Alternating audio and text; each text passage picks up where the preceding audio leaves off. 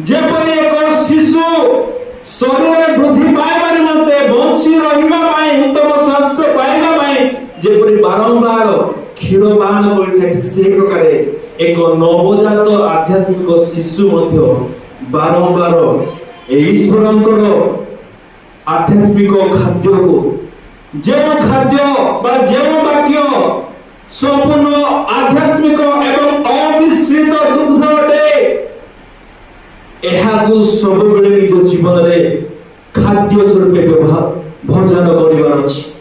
एहाकु हमें खाद्य स्वरूप भोजन करिवा द्वारा ही हमें परित्राण थे दिन को दिन समय को समय वृद्धि पाइबाकु लागिबा। Hallelujah, praise lord, praise lord. एपर किछि व्यक्ति मान को मु देखि अछि अति निकट रे से माने अति आग्रहर सहित बाप्तिस्म नेबा निमंते इच्छा प्रकाश कले आ बाप्तिस्म नेई सारिला परे से मानकर मनर इच्छा पूर्ण हे सारिला परे आ से मानकर संपर्क आदि चर्च सहित नाही।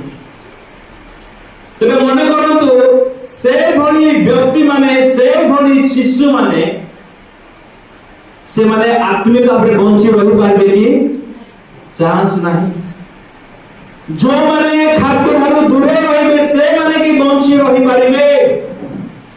जब शरीर को बंचाइबा निमंते आमे दिन को 3 थर 4 थर माने खाद्य भोजन करूछु तेबे ए शरीर तो अति मूल्यवान अटे हमर आत्मा।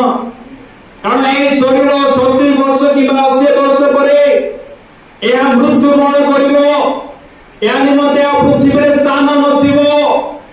जब ए 70 80 वर्षर शरीर को बंचाइबा निमंते दिन को 3 थर कि 4 थर माने भोजन करिथाओ तेबे जो आत्मा चिरो काल निमंते रहिथिबो जो आत्मा को कोनोसी मनुष्य विनाश करि पारिबो नाही जो आत्मा कोनोसी समय सीमा ही नाही ताहा को हमें सदाबेले जीवित रखिबा निमंते हेले ईश्वरंकर वाक्य को केते न अधिक मात्रा मान को भोजन करिबा को हेबो। ए तुमर प्रभु को प्रिय माने अधिक रु अधिक ईश्वरंकर वाक्य को आमे भजन करिबा निमंते सर्वदा आग्रह रखु।